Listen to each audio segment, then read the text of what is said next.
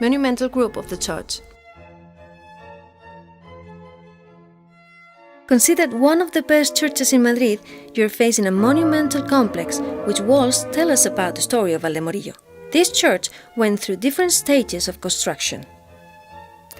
It is probable that the settlement of Valdemorillo were made next to the walls of an old church, which remains can be observed in the inferior part of the north wall, in which there are also traces of its later enlargements. The ancient tower, due to its trace, could correspond to one of the enlargements undertaken in the 13th century. It is notable for its access through a narrow stairway embedded in the wall that separates it from the body of the church. The last enlargement in the 15th century was destroyed by a fire occurred in 1543. The church began to be rebuilt in 1548 with an unknown design, but with a slight change of orientation that can be appreciated on the old tower and on the east wall. The reconstruction works in late Gothic style lasted throughout Felipe II's reign, under the direction of different master builders. The mark of these master builders can be seen in some singularities of their designs, like the incomplete choir located on the north side near the high altar.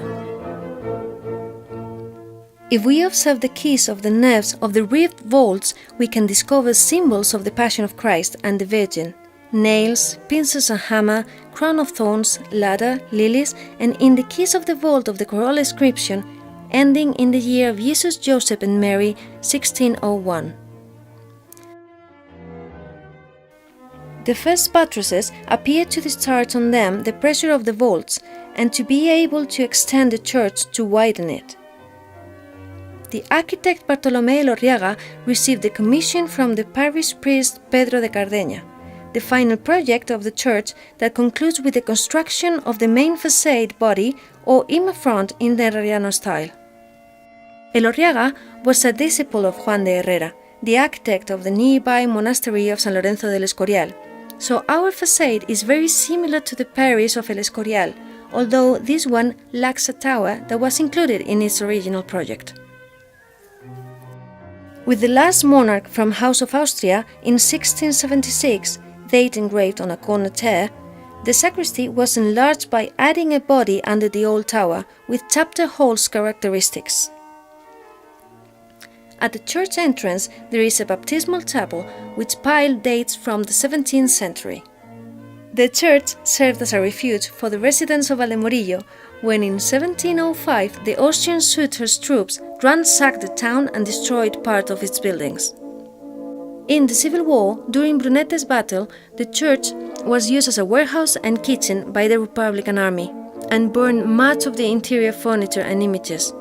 It received numerous impacts of projectiles on the part of the national side, which are seen in different points of the facades. After the war, an emergency reconstruction took place, replacing with metal the wooden ceiling supports that were in bad condition. Reason why the walls are currently supporting a greater external pressure for which they were designed. In the middle of the 20th century, a new pavement was installed and the floor of the church was removed to transfer the human remains to the cemetery. Nowadays, inscriptions of the ancient tombs on stone are preserved. On the other hand, the current altarpiece has been reconstructed with images of San Blas and Nuestra Señora de la Asunción, patroness of the church. In the upper part of the altarpiece stands a Calvary of Christ of the 17th century.